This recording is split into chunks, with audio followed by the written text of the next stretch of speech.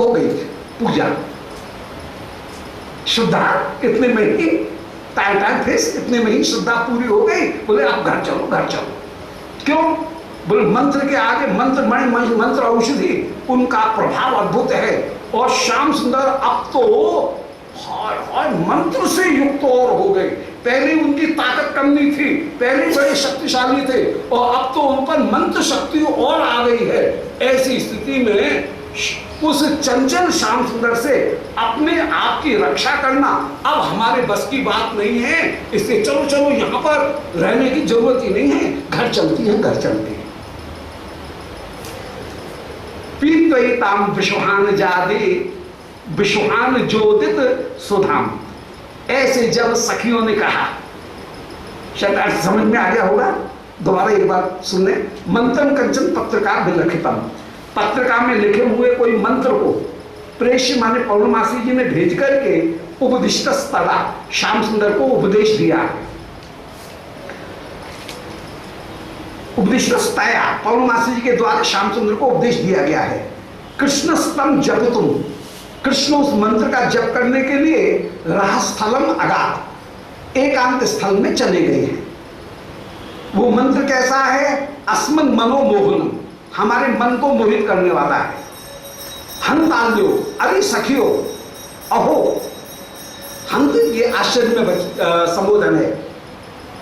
ब्रजतस्व बेश्म तद्यतः, यहां से अपने घर में चले जाओ। बेश्म माने घर, अपने अपने घर को लौट जाओ। तत्रैव सूर्यार्चनम कार्यम, यत्र हरि, वहां पर ही सूर्य का अर्चन करेंगे, क्योंकि सूर्य तो सब जगह है, वहां पर भी सूर्य तो दिख ही जाएंगे, वहां पर ही सूर्य को अर्घ्य दे देंगे। तो यत्र हरि क्रुद्धम अचरा, तो वहां पर ही सूर्य का अर्चन करेंगे। जहां हरि हैं वहां पर ही हम सूर्य पूजन कर लेंगे, अचरात माने जल्दी से। इसलिए देवाय तस्मै नमः, उन देवता को हम प्रणाम कर रहे हैं। कुछ मिसप्रिंट है, देवाय देशाय तस्मै नमः, उसी देश को प्रणाम है, उस देश को प्रणाम है जिस देश में हरि है, मन सूर्य है। मन उस स्थान पर ही हम, जहां पर भगवान है वो स्थान ठीक है, उस देश को भी प्रणाम है। ऐसा कहकर के चलो। पीत्वैताम वृषभान ज्योदित सुधाम, आज वृषभान जा श्री नुकुंजेश्वरी श्री राधिका उनके उदित सुधाम, उनके द्वारा कहे गए इन वचनों को सब सखियों ने जब सुना तो प्रोवाच कौंदी हसन, उस समय कुंदलता जी हंसती हुई बोली, तत्किंचन हसन हसंती एतत् किंचन युज्यते नहीं, कि अरे सखी मुझे तो ये तेरी बात पसंद आई नहीं। कुंदलता जी सब जगह बाधा, मैंने एक सखी है कहेगी, दूसरी तरह की बात कहेगी। ये बड़ी आश्चर्य की बात है। और किसी न किसी तरह से रोक करके श्री प्रिया लाल को मिलाना, ये सखियों का ही और लीला शक्ति का सहज प्रवृत्ति है। तो श्री राधिका के लिए चलो चलो, पर कुंदलता जी ने बीच में भाजी मार दी, बोलना मुझे तो प्रोवाच कौंदी हसन एतत् किंचन युज्यते नहीं, बोले ये मुझे तो अच्छा लगा नहीं। राधिका ने जो कहा ततो राधे वृथा शंकते शंक से, अरे राधिका तू तो व्यर्थ में ही डर रही है, हम क्यों जाए? अरे तू कोई कम है क्या? यदि श्याम सुंदर के पास में मंत्र का बल है तो हमारे पास में भी पातिव्रत्य का बल है। हमारे साथ में पतिव्रताओं में मुकुटमणि तू है, तो फिर हम क्यों डरें? हमारे पास में क्या वृत्त का बल नहीं है? हमारे पास में भी हमारे पातिव्रत्य का बल है। तो यसे कांग रुचित छटई कणिका, तेरे तो अंग की एक रुचि किरण की एक कणिका मात्र से, तेरे अंग रुचि की एक कणिका मात्र से उन्माद्य श्याम सुंदर उन्मत्त हो जाते हैं। कणकापी उन्माद्य, कणका जो है वो भी श्याम सुंदर को उन्मत्त कर देने वाली। तो यसे मन श्याम सुंदर की अंग रुचि की कणका ऐसी है कि उससे तुम शरीर की जो गोपी है वो उन्मादी मन मतवाली होकर के साध्वी व्रतम त्वाम सद्य हापेत। अरे श्याम सुंदर मंत्र जप करने के लिए गए हैं, ये तुम जबरदस्ती मन में विचार कर रही हो। अरे श्याम सुंदर को मंत्र जप करके किसी को मोहित करने की क्या आवश्यकता। श्याम सुंदर की तो अंग रुचि की एक कणिका मात्र के द्वारा ही जितनी भी बड़ी बड़ी पतिव्रताएं हैं, महालक्ष्मी जैसी, वे भी उन्मत्त होकर के साध्वी व्रतम हावे, साध्वी व्रत का त्याग करके कृष्ण के साथ में मिलन करने के लिए उत्सुक हो जाती हैं। श्रीयत पदाम्बुजरे चक्मे तो वस्या लब्ध्वा विवक्षस पदम किल वृत्ति जुष्टम। लक्ष्मी भले परम व्योम सर्वोध महावैकुंठ में विराजमान, महावैकुंठ में भी महावैकुंठ के राजा जो श्री नारायण, उन नारायण की प्रिया, फिर नारायण की प्रिया ही नहीं, नारायण के वक्षस्थल के ऊपर श्रीवत्स चिन्ह होकर के जो किलोल कर रही है नृत्य। परंतु कृष्ण की महिमा तो ऐसी कि वे बंशी बजा करके नारायण के वक्षस्थल पर किलोल करने वाली उस लक्ष्मी को भी आकर्षित करके ब्रिज में ले आते हैं। और वो लक्ष्मी नारायण के साथ में विलास का त्याग करके कृष्ण के चरणों में स्थान प्राप्त करती है। हाय कैसी लक्ष्मी की बुद्धि हो गई, कहां तो वक्षस्थल पर क्रीड़ा कर रही थी और अब कृष्ण के चरणों में गिर रही है, जो चरण एकांत मिलन के सर्वथा अनुपयुक्त। क्यों? बोले वहां पर पुरुषों की भीड़ है, जो भी भक्त आता है वो श्री नारायण के चरणों में ही स्थान प्राप्त करता है, तो एकांत स्थल है नहीं, वो पुरुष बहुल स्थल है। फिर पुरुष बहुल ही नहीं, वहां पर एक सौतन और बैठी है, श्रीयत पदाम्बज रजस चक में तुलस्या, तुलसी और बैठी है वहां पर। परंतु उस चरण में जहां तुलसी भी विराजमान है, पुरुषों की भीड़ है, एकांत स्थल है नहीं, तीन तीन दोष जिस चरण में है, उस चरण को प्राप्त करने के लिए लक्ष्मी नारायण के वक्षस्थल का त्याग करके और उन चरणों में आकर के रहती है। ऐसे श्याम सुंदर को हम मानवीयों को वशीभूत करने के लिए कोई मंत्र की अनुष्ठान, मंत्र का पुरस्चरण करने की क्या आवश्यकता होगी। ये सखी सब बकवास है, कोई मंत्र मंत्र नहीं है। श्याम सुंदर को मंत्र काय को श्याम सुंदर मंत्र जपेंगे, इससे चिंता मत कर, चिंता मत कर, हम काय को जाएं, ये सब अब्बा है, अब्बाओं में नहीं आना चाहिए, अब्बाओं से सावधान। ये केवल अब्बा है कि कृष्ण कोई मंत्र जप कर रहे हैं और तू पहले से डर रही है, हम क्यों डरे। तो यसी एक अंग रुचि, जिनके किसी एक अंग की नख की भी जो रुचि मानी किरण, उसकी छटाई के कण का, उसकी छटा की भी एक कणिका मात्र से ही उन्माद्य उन्मत्त होकर के लक्ष्मी जैसी साध्वी व्रतम हावे, साध्वी व्रत का त्याग कर देती हैं। त्वाम सद्य सखे हावे, वे अहो वे साध्वी व्रत को, हमारे साध्वी व्रत को तो तनिक में ही बिगा सकते हैं। इसलिए मंत्रम किमर्थम जपे, काय के लिए मंत्र जपेंगे, ये मंत्र जपना कुछ नहीं है। श्याम सुंदर तो ऐसे ही कर रहे हैं, मंत्र कोई नहीं जप रहे हैं, हम तो यही रहेंगे। ये कुंदलता जी ने कहा कि मंत्र किमर्थम जपे, वे मंत्र काय के लिए जपेंगे, कोई कमी हो तब तो उनके पास में तो पहले से शक्ति है। राधोचे, उस समय श्री राधिका बोली कि नहीं नहीं, भगवती असौ अनुपमम संन्यास धर्मम दधे। बोले पौर्णमासी जी भी अद्भुत हैं, खुद सन्यासी हैं, परंतु कैसा सन्यास धर्म धारण किए हुए हैं। अब विरोधाभास, निंदा करते हुए भी कहीं स्तुति, जहां निंदा के बहाने ऊपर से की जाए निंदा और स्तुति की जाए, उसका नाम है व्याज निंदा। व्याज निंदा वहां होती है जहां ऊपर से निंदा, भीतर से स्तुति है। ऐसे व्याज स्तुति उसका नाम, कि ऊपर से स्तुति और भीतर से निंदा की जा रही है। यहां पर ऊपर से पौर्णमासी जी की निंदा की जा रही है और भीतर से पौर्णमासी जी की स्तुति की जा रही है। ब्रज में पौर्णमासी जी हैं योग माया शक्ति, श्री वृंदा है लीला शक्ति। श्री यमुना है कृपा शक्ति। ये तो कृपा शक्ति की मूर्तिमान स्वरूप है श्री यमुना। योग माया दुर्घट घटना पटीयसी जो शक्ति है उसकी मूर्तिमान स्वरूप हैं श्री पौर्णमासी जी। और चारु विक्रीड़ा उसका नाम है लीला, लीला तच्चारु विक्रीड़ा, उस चारु विक्रीड़ा कराने वाली वो है श्री वृंदा। तो पौर्णमासी जी उनकी प्रशंसा की जा रही है, योग माया की प्रशंसा की जा रही है। योग माया ही दुर्घट घटना पटी ऐसी होकर के विराजमान है। यहाँ पर ऐश्वर्य शक्ति नहीं चलेगी, यहाँ पर योग माया शक्ति ही काम करेगी। अतः योग माया उपाश्रित भगवान तारती ठाकुर ने अपनी ऐश्वर्य शक्ति का ब्रज में रास करने में प्रयोग नहीं किया, योग माया का प्रयोग किया, क्योंकि ऐश्वर्य शक्ति कठोर है जबकि योग माया शक्ति परम कोमल रसमयी होकर के विराजमान। इससे श्याम सुंदर योग माया का आश्रय लेते हैं, अपने षड ऐश्वर्य शक्ति का आश्रय नहीं लेते।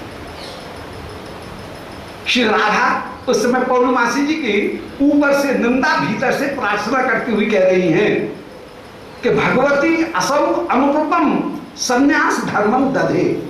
पौर्णमासी जी ने कोई अद्भुत संन्यास धर्म को धारण किया हुआ है जो कि नांदी एवं श्रुत तत्पदे। ये नांदी मुखी पौर्णमासी जी की शिष्या है, परंतु विषय व्यावृत्त वार्ता परा। पौर्णमासी जी स्वयं विषय व्यावृत्त वार्ता वाली है, विषयों से व्यावृत्त रहने वाली है, विषयों से अलग रहने वाली सन्यासिनी होकर के विराजमान है। परंतु उन भगवती ने जो विषय व्यावृत्त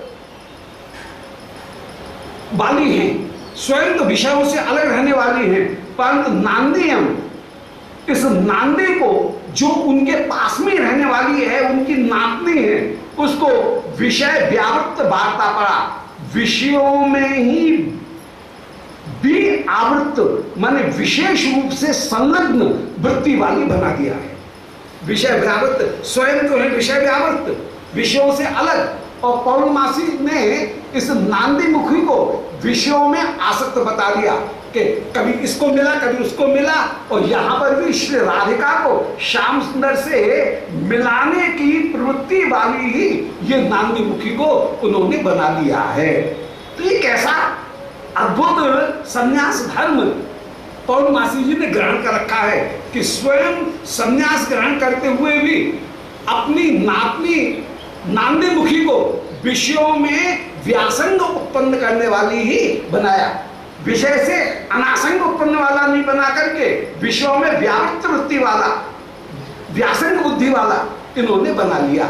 और विषयों में ये नांदी मुखी हमारी सखी राधिका, मुझे ये श्री राधिका कह रही है, मुझे विषयों में ही ये नांदी मुखी आसक्त करने वाली लग रही है। और कौन दी ऐसा पुनः सुभद्र सहज स्वात्मिक भावा।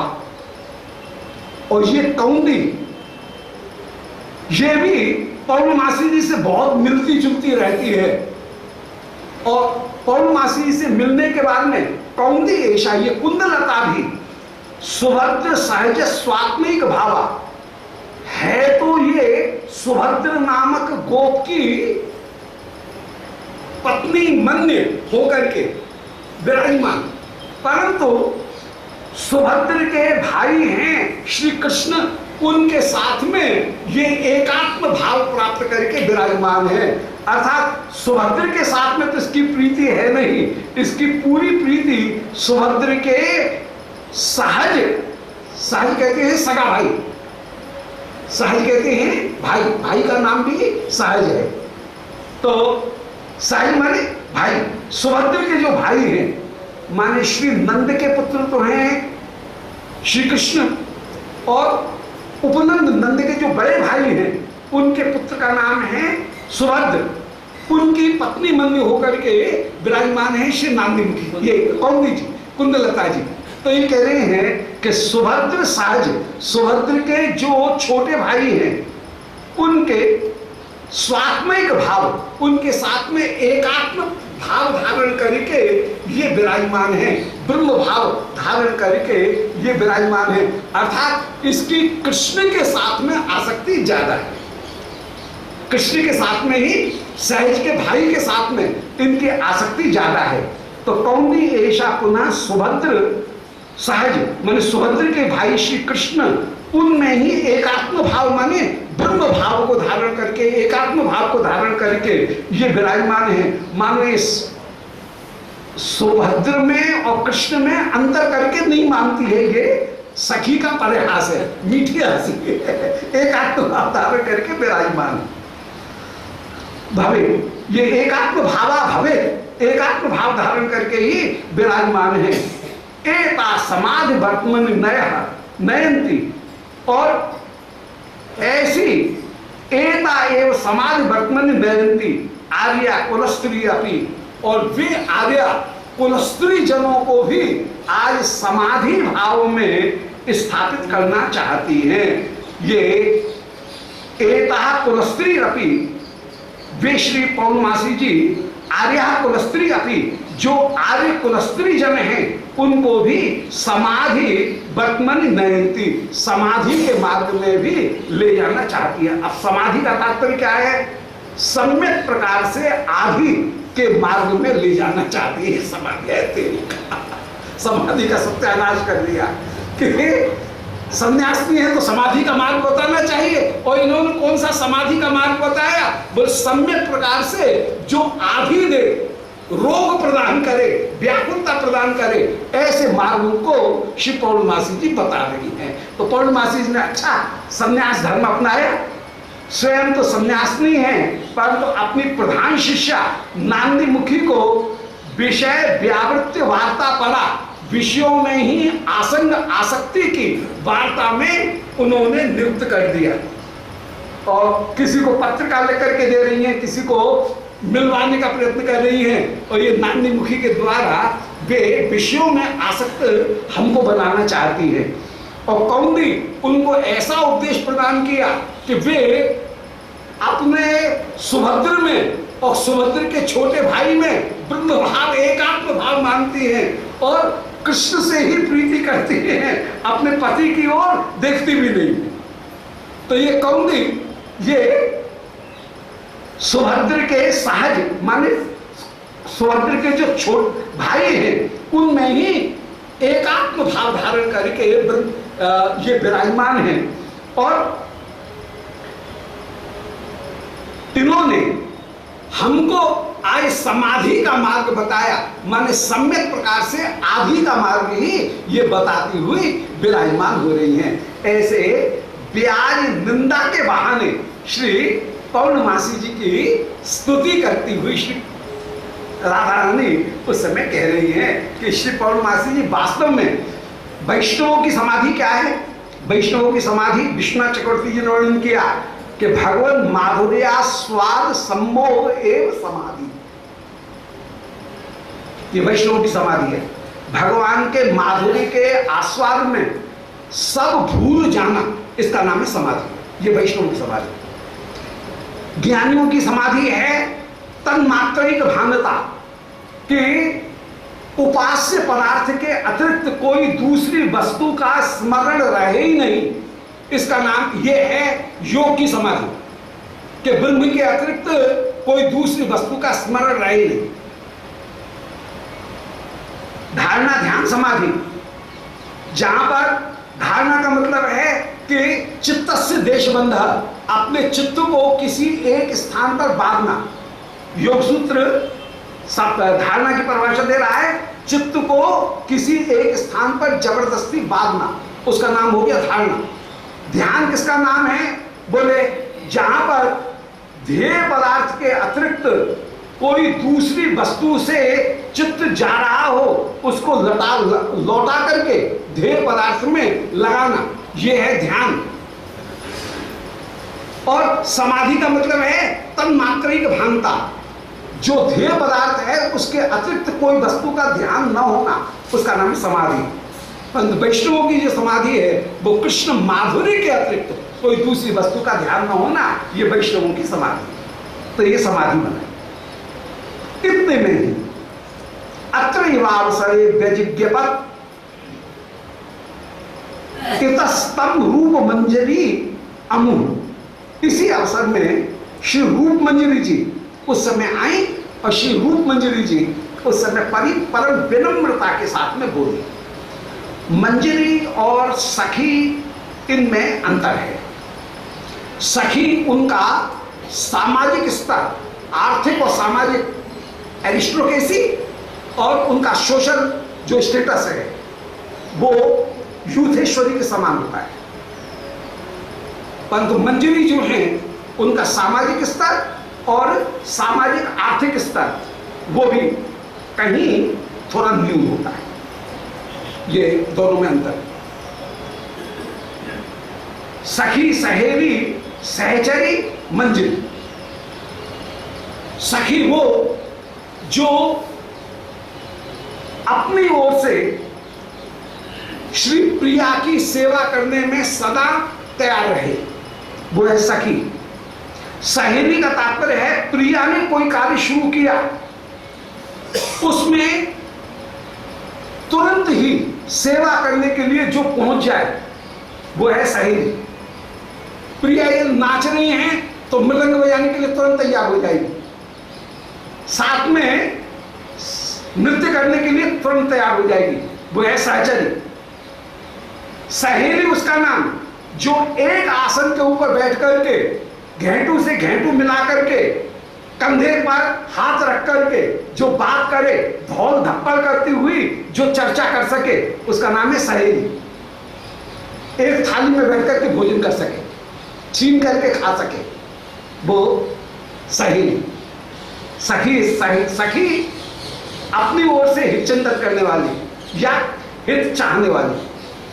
सहेली प्रिया ने कोई कार्य शुरू किया उसमें हेल्पिंग हैंड मेरा हो जाए, तुरंत सहायता करने के लिए तुरंत तैयार हो जाए, वो सहेली। सहेली वो, सहचरी वो जो कि सहायता करने के लिए तैयार हो। सहेली वो जो कि एक साथ बैठ करके घेंटू से घेंटू मिला करके एक आसन पर बैठ करके जो बिना संकोच के भोग कर सकने में समर्थ है, उसका नाम है सहेली। और मंजरी उसका नाम जो कि दासी होकर के एक आसन पर नहीं बैठेगी। सखी एक आसन पर बैठेगी परंतु मंजरी एक आसन पर नहीं बैठेगी, वो आसन को हटा करके ही पैर रखेगी। सेवा करना होगा तो निकट जाएगी, अन्यथा थोड़ी दूर रह करके ही सेवा करेगी। मंजरी में दासी पने की, किंकरी पने का जो भाव है वो मंजरी में विराजमान। उस मंजरी से भी और छोटी होकर के फिर एक किंकरी है। किंकरी मानी जो सदा अंजलि बांध करके ठाड़ी रहे कि मैं किम करूंगी किम करूंगी। तो सखी, सहचरी, सहेली, मंजरी, किंकरी, इन सब में थोड़ा थोड़ा कहीं भाव जो है उनका कहीं अंतर विराजमान। तो उस समय श्री रूप मंजरी जी पधारी। अब कुंदलता जी और इन सब ये तो राधा रानी की बात को मुंह पे काट रही हैं। जैसे कुंदलता जी बोले ना राधिका गलत करिए, सखी तेरी बात मेरी समझ में नहीं आई, तो वहां पर मुंह पर भाष करने के लिए तैयार है। परंतु मंजरी कभी मुंह पर भाष नहीं करेगी। मंजरी जो है वो कभी स्वामी की जो बात है उसको काटेगी नहीं, और कभी कहना भी हो तो बड़ी विनम्रता से कहेगी कि इसमें प्रमाण आप हैं, जैसा चाहें वैसा कीजिए। ये उसमें ये भाव कहीं विराजमान रहेगा। तो अत्रैवावसरे व्यजिज्ञपत इतस्तम रूप मंजरी अमु। इधर से श्री रूप मंजरी जी आई और उन्होंने श्री अमु माने जितनी भी सखीगण हैं उन सखीगणों से कहा कि पूर्वस्या कुकुभो विधुम बनतता रागाजहानम पुरः संभ्रांता वृषभानुजाः सुषमा पूर्णस्व एवैति नः। कि अरे देखो कि पूर्वस्या कुकुभः, कि पूर्व दिशा की ओर से विधुम बनकटा ये चंद्रमा जो है वो वन तट से द्राक माने किंचित रूप में आज हानम माने आ रहा है, पूर्व दिशा की ओर से। देखो ये कोई चंद्र, इस समय धौरी दोपहर में चंद्रमा कहां से आ गया? वो चंद्रमा ने कृष्ण चंद्र श्री, तो पूर्वस्याम कको विधुम, पूर्व दिशा में ये दोपहर में कोई चंद्रमा चला आ रहा है, माने श्री कृष्ण चंद्र चले आ रहे हैं। वन तटा, वन तट से आ रहे हैं। द्राक माने किंचित आयहन, धीमे धीमे द्राक आते हुए, द्राक माने किंचित, ये एडवर्बियल प्रयोग है, ये एडवर्ब का प्रयोग है। श्याम सुंदर धीरे धीरे कहीं द्राक आगमन करते हुए विराजमान है। तो वन तटा द्राक आयहानम पुरहा, श्री श्याम सुंदर सामने आ रहे हैं। दुरासन ने अत्रैव अवसरे, इसी समय वैजज्ञ पथ माने श्री पौर्णमास रूप मंजरी जी ने वैजज्ञ पथ में निवेदन किया। वैजज्ञ पथ का मतलब है बड़ी विनम्रता के साथ में दूर खड़े होकर के अंजलि बांध करके जो मंजरी का स्वरूप है उसके अनुसार विनम्रता पूर्वक निवेदन किया। इतस्तम रूप मंजरी अमुम, तब माने उन श्री श्याम सुंदर की ओर संकेत करते हुए, देखो वे श्री श्याम सुंदर आ रहे हैं, ऐसे उनकी ओर संकेत करते हुए श्री रूप मंजरी अमुह माने इन गोपिका गणों से उस समय वैजज्ञ पथ निवेदन कर रही हैं कि पूर्वस्याम कको विधुम, के पूर्व दिशा से एक चंद्रमा चला आ रहा है, वन तटा, वन तट की ओर से आ रहा है। द्राक आजहानम, धीरे धीरे आजहानम माने आता हुआ विराजमान हो रहा है। श्री भुष्वानुजा उस समय संभ्रांता, एकदम भयभीत हो गई, बोले लो श्याम सुंदर तो आ गए और इनको तो अब मंत्र जो है वो मंत्र जप करके ये तो सिद्ध भी हो गए। इतनी जल्दी, माने अभी अभी तो पत्रिका मिली, परंतु वो ऐसा कोई दिव्य मंत्र है कि बस एक बार पढ़ने मात्र से ही और तुरंत साधन की प्रथम सोपान में ही जो अपूर्व तेज उत्पन्न कर दे, कोई होगा ऐसा दिव्य मंत्र। तो कह रही हैं कि संभ्रांता विश्वानुजा, विश्वानुजा श्री दूर से कृष्ण के तेज को देख करके एकदम भयभीत हो रही हैं और आह कहने लगी कि सुषमा पूर्ण स एव एति, अरे देख देख कैसी सुंदरता से युक्त होकर के दिव्य मंत्र जब जपा है और जिनके मुख के ऊपर क्या तेज दिख रहा है, शोभा दिख रही है, मंत्र का प्रभाव जिनके मुख के ऊपर साक्षात दिख रहा है। सुषमा पूर्ण, सुषमा से पूर्ण, सएव एति, वे श्री श्याम सुंदर ही आ रहे हैं। न हमारी ओर शंके मोहित मंत्र बल भाग, अरे मुझे तो ये लगता है, देख देख श्याम सुंदर के मुख की ओर देख कि मोहित एव, जैसे हमको मोहित करते हुए ये चले आ रहे हैं। क्यों नहीं, मंत्र बल भाग, अब तो इनके पास में मंत्र का बल भी आ गया है। अब तो मंत्र बल भाग, मंत्र के बल से भी ये युक्त हो गए हैं, ये आ रहे हैं। आल्य करूं मित्र की, अभी सखी मुझे तो बड़ा डर लग रहा है, अब मैं क्या करूं, यहाँ पर रहना उचित नहीं है। ये मंत्र बल से भी युक्त होकर के यहाँ आ रहे हैं। आल्य करूं मित्र की, हाय हम क्या करें, अबला हाय मैं क्या करूंगी, कहीं ये मुझे मोहित नहीं कर। ऐसे मुग्धा स्वरूप में सहज में ही भय दिखा रही है। मुग्धा नव वय कामा रतौ बामा, मुग्धा का लक्षण श्री भरत मुनि ने वर्णन किया। नायिका होती है तीन, एक होती है मुग्धा, दूसरी होती है मध्या, तीसरी होती है प्रगल्भा। प्रगल्भा जो रस में परम प्रवीण हो, रस का अनुभव जिसको प्राप्त हो वो है प्रगल्भा। जिसको रस का अनुभव अभी प्राप्त नहीं है, नव नई अवस्था वाली है, प्यारे में आसक्ति तो है परंतु मिलन के समय सर्वदा नेति नेति शब्दों का प्रयोग करती हुई जो विराजमान हो, ऐसी नायिका का नाम है मुग्धा। तो मुग्धा नववया कामा रतौ बामा, मिलन में वाम का धारण करके। तो आज श्री प्रिया जी का वो जो मुग्धा नायिका का स्वरूप है, वो मुग्धा नायिका का स्वरूप सामान्यतः श्री प्रिया का जो स्वरूप रसकों ने ध्यान किया सर्वदा जो मुख्य रूप से दिए वो मुख्य रूप से मध्या स्वरूप है। मुग्धा में रस का अत्यंत उल्लास नहीं और प्रगल्भा में कहीं प्रौढ़ता प्राप्त है, इसलिए उत्साह की कहीं न्यूनता है।